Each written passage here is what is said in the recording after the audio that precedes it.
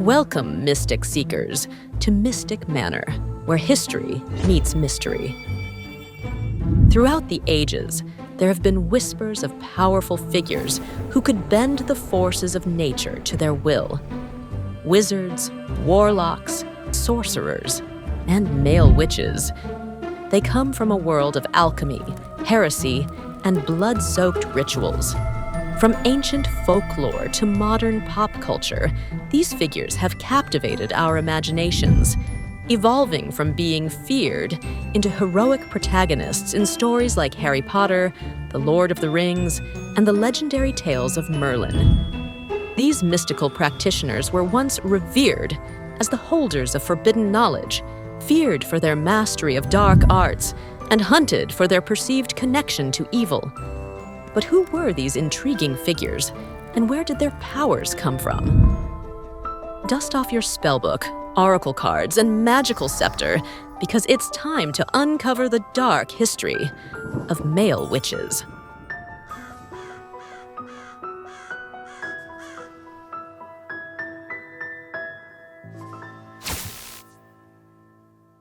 A male witch is a man who practices witchcraft and is also called a witch. The term witch applies to all genders, though in popular culture, witch is often associated with women.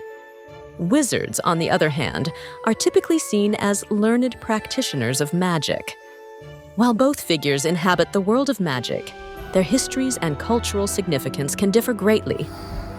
The term wizard is believed to derive from the Old English word wisard, which means wise man or sophisticated. It is associated with wisdom and knowledge, particularly in relation to magical or supernatural practices. In medieval Europe, wizards were often viewed as individuals who had acquired knowledge that was either hidden or considered forbidden. This could come from various sources, including ancient texts, interactions with supernatural beings, or in some cases, making pacts with the devil. These practitioners often engaged in alchemy, astrology, and other arcane sciences, navigating a precarious line between scientific discovery and sorcery.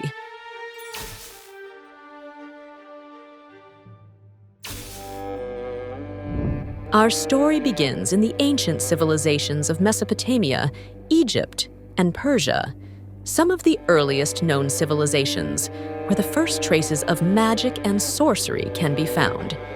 In these early cultures, the line between religious authority and magic was blurred, as priests and magicians were often seen as intermediaries between the gods and mortals. These early practitioners used spells, incantations, and talismans to influence the world around them, be it for healing, summoning spirits, or cursing enemies. The specific terms sorcerers and magicians, as we understand them today, may not have been used in the same way by ancient cultures. Instead, terminology varied greatly. For instance, in Mesopotamia, practitioners were known by titles such as A-shi-pu, referring to a healer, and Bar-ru, a term for a diviner, rather than a direct equivalent of our modern concept of a sorcerer. While Egyptian magic was characterized by elaborate rituals and spells, Persian magic, especially during the era of Zoroastrianism, emphasized dualism and the eternal struggle between good and evil, resulting in distinct practices and beliefs. In ancient Egypt, the power of sorcery was deeply intertwined with religious rituals. Heka, or magic, was regarded as a divine force present in both gods and humans, accessible to those who had acquired knowledge through training, though many ordinary people also practiced magic. Egyptian sorcerers, often functioning as priests or priestesses, were vital figures in society, invoking the gods for the protection of the pharaoh, cursing enemies, and influencing the fate of souls in the afterlife. But as sorcery grew, so did its dark side. In Babylonian and Assyrian texts, we find warnings of black magicians, sorcerers who dealt in necromancy and evil spells, summoning demonic forces to do their bidding. These early wizards were feared for their ability to manipulate both life and death. While these ancient cultures laid the foundations for magical practices, centuries later, the mysterious legacy of male practitioners would resurface in Europe in an unexpected place.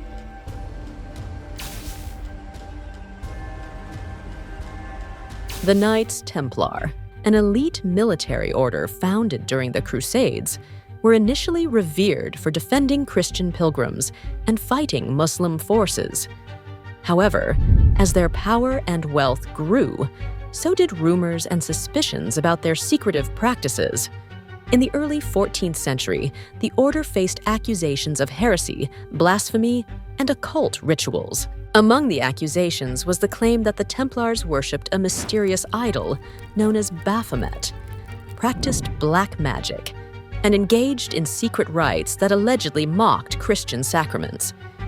King Philip IV of France, heavily in debt to the Templars, seized upon these rumors to disband the order and confiscate their wealth. In 1307, under pressure from Philip, Pope Clement V ordered the arrest of Templar leaders. Many were physically forced into confessing heretical practices and subsequently burned at the stake. On March 18, 1314, Jacques de Molay, the last Grand Master of the Templars, was burned at the stake.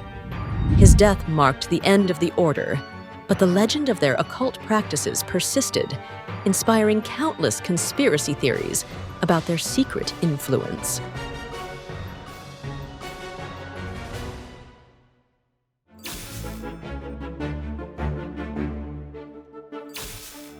By the Middle Ages, sorcery had taken on a new form in Europe, shaped by the rise of Christianity.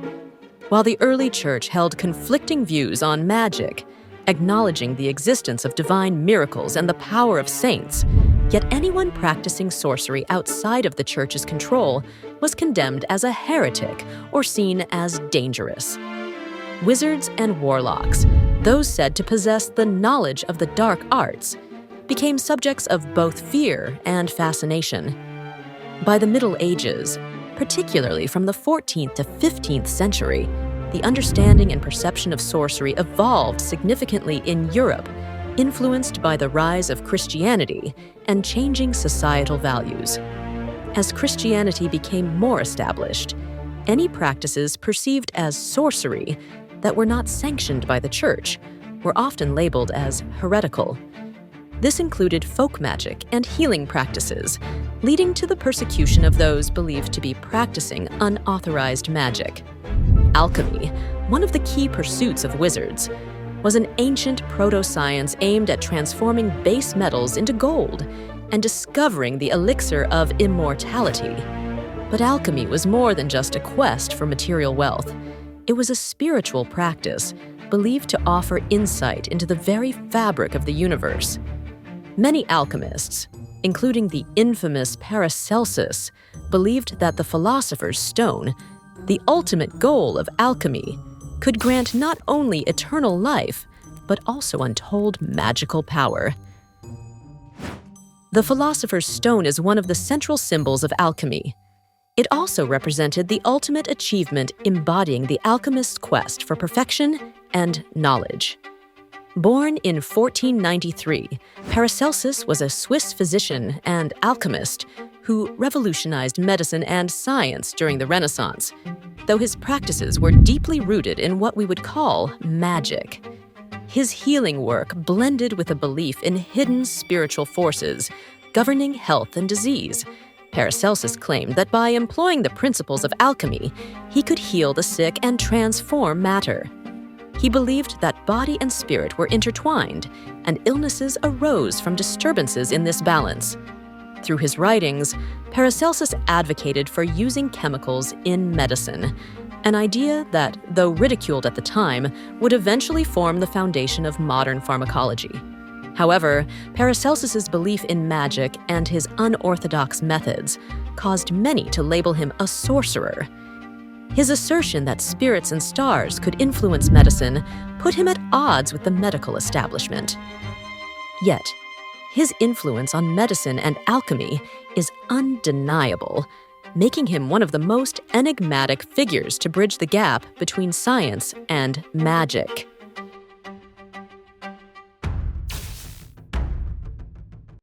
While the term wizard often carried a sense of wisdom, the word warlock had far more sinister connotations.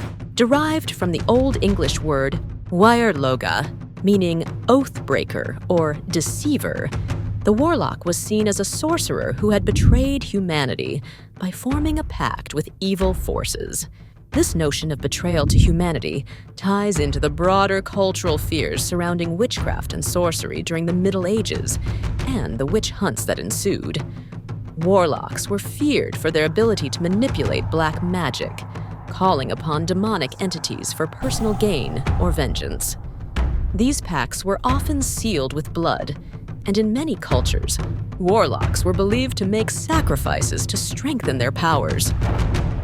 Throughout Europe, stories abounded of warlocks who could summon storms, raise the dead, and curse entire villages. The idea of the warlock as a malevolent, dark sorcerer took root in European folklore and persists in popular culture today.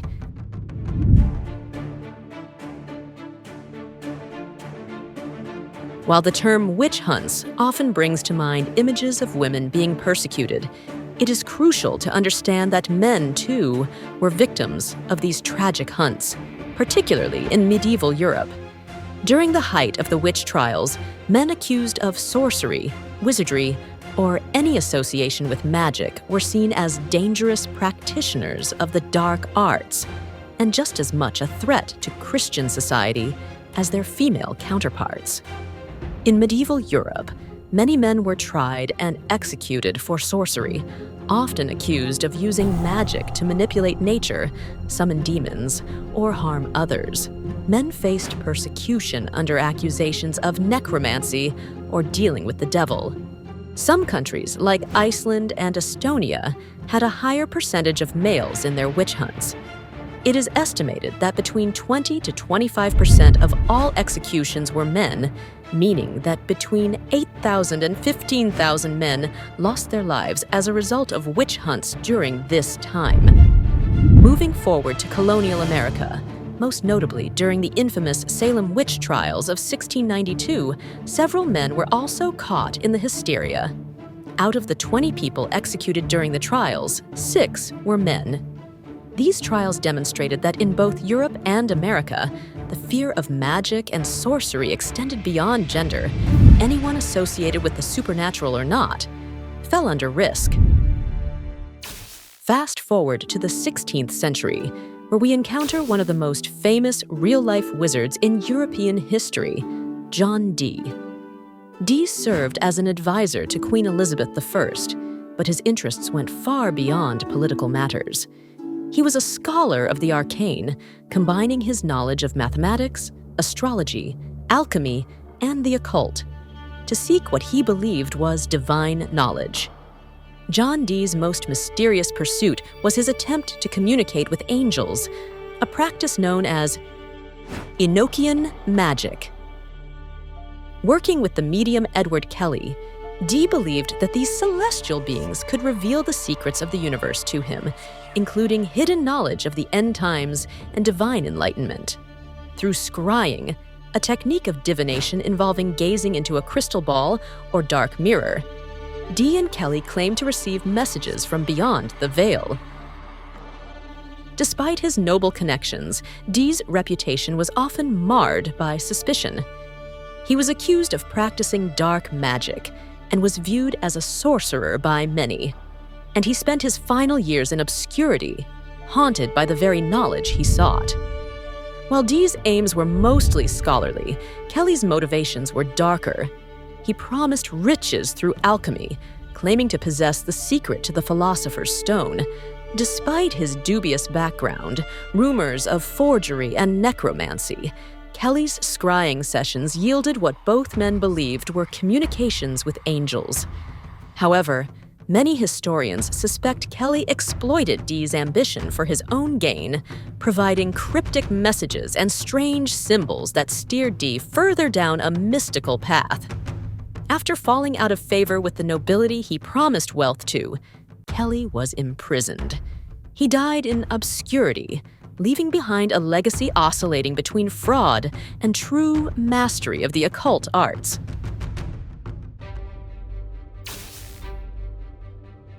Gilles de Rais, a French nobleman and military companion-in-arms to Joan of Arc, provides one of the most terrifying historical examples of a sorcerer turned evil. He was born in 1405 into a wealthy and influential family in Brittany. De Rais was a celebrated war hero, but after Joan of Arc's execution, his life took a dark and twisted turn. Following his military career, he squandered his immense fortune on lavish and reckless pursuits, leading to financial ruin. In an effort to regain wealth, he turned to occult practices and alchemy, hoping to harness supernatural power. Obsessed with acquiring wealth and power through alchemical means, he delved into forbidden arts. Historical accounts suggest he attempted to summon demonic forces or create the Philosopher's Stone. His fall from grace took a far more sinister turn when he was accused of horrific crimes. Between 1432 and 1440, he is said to have ended the lives of over 100 children in grotesque experiments, hoping their blood would unlock supernatural powers. A rampage which made him arguably one of the earliest known serial killers in recorded history. In 1440, he was arrested and put on trial for his horrific crimes.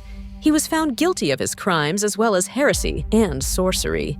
He was sent to the gallows, then burned at the stake. While his guilt is still debated by some modern scholars, his story remains one of the darkest examples of real-life magic gone horribly wrong, earning him a permanent place in the annals of sorceress history. As Gilles de Rais' twisted story fades into the shadows of history, a new era emerges, a time of discoveries that gave rise to some of the most infamous alchemists and magicians in history.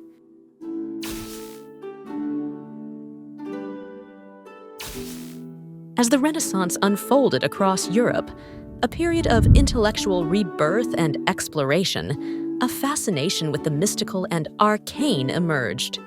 Wizards, once marginalized as practitioners of forbidden arts, became subjects of serious study. This unique period blurred the boundaries between magic, science, and religion. Prominent figures in Renaissance occultism, such as Heinrich Cornelius Agrippa, John Dee, and Giordano Bruno, embodied the archetype of the wizard, seeking to unlock the universe's secrets through alchemy, astrology, and other esoteric practices. Agrippa, a German polymath, authored De Occulta Philosophia Libri Tres in 1533, a foundational text of Renaissance magic. His work aimed to synthesize ancient philosophies, Christian mysticism, and Hermeticism, based on writings attributed to the mythical Hermes Trismegistus. As the Renaissance paved the way for new ideas, the echoes of its alchemical practices would resonate through the ages, ultimately giving rise to a controversial figure whose name became synonymous with the occult.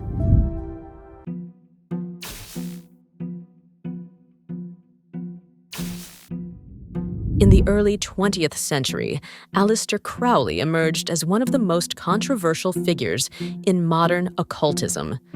Often referred to as the Beast 666, Crowley was a self-proclaimed magician who sought to redefine the boundaries of mysticism and spiritual experience. He developed his own system of magic and founded the religion of Thelema, which was based on the principle, "Do what thou wilt shall be the whole of the law." Thelema, a spiritual philosophy emphasizing the individual's will and the pursuit of one's true purpose. Crowley practiced what he called magic, with a K to distinguish it from stage magic. Pain was seen as a way to intensify the ritual experience and push the boundaries of consciousness. In some rituals, self-induced pain served as a form of sacrifice or discipline. Crowley's rituals often involved seductive magic, substance use, and complex ceremonies that he believed could transcend the mundane and connect him to higher powers. However, his practices drew ire from the establishment, and he was labeled a Satanist by his critics. But his life was steeped in controversy, including accusations of sacrilege and misuse of power, a legacy that continues to spark debate among occultists today. But do male witches and other male magical practitioners still exist today? While tales of wizards, sorcerers, and warlocks may seem like relics of the past, there are still people today who practice forms of magic or mystical arts. In various modern pagan and occult communities, practitioners may identify as witches, magicians, or even use titles like wizard or sorcerer. These individuals often focus on ritual magic, spiritual practice, and working with ancient knowledge to manipulate energies, seek personal growth, or connect with the divine. Modern occult figures and practitioners may not summon lightning or turn lead into gold, or maybe they do, but they often draw on historical traditions such as alchemy, astrology, and esoteric knowledge.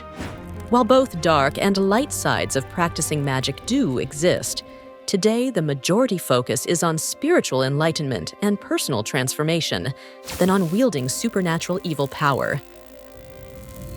The male witches of today break the mold and challenge traditional stereotypes. These modern practitioners embrace their craft with creativity and authenticity, contributing to magical practices that celebrate inclusivity and diversity. They reclaim the narrative, demonstrating that witchcraft is not confined to one gender, but rather a space where anyone can explore their spiritual journey. In popular media, the figure of the wizard or sorcerer has taken on iconic roles. Wizards like Merlin from Arthurian legend, Gandalf from The Lord of the Rings, and Dumbledore from Harry Potter continue to shape our perception of these mystical figures. These characters are often portrayed as wise mentors, wielders of ancient magic, and protectors of good. They typically represent a blend of wisdom, power, and mystery, making them beloved figures in fantasy storytelling. In the realm of gaming and comic books, characters like Doctor Strange from Marvel Comics merge sorcery with modern sensibilities, further expanding the magical archetype into new forms of heroism. They're even prevalent in role-playing games like Dungeons and Dragons. Wizards, sorcerers, warlocks, and witches remain key figures in video games, TV shows, and movies. Whether seen as vessels of dark power, seekers of forbidden knowledge, or scapegoats for fear and suspicion, these mysterious figures continue to intrigue us. But remember, the truth behind the legends can often be stranger and darker than any fiction where magic intertwines with morality, power, and the eternal quest for knowledge. Thank you for joining me for this story. Until next time, stay mystical. If you made it this far and liked the video, don't forget to hit the like button or watch another dark history video. And subscribe to become a mystic seeker. Thanks for watching.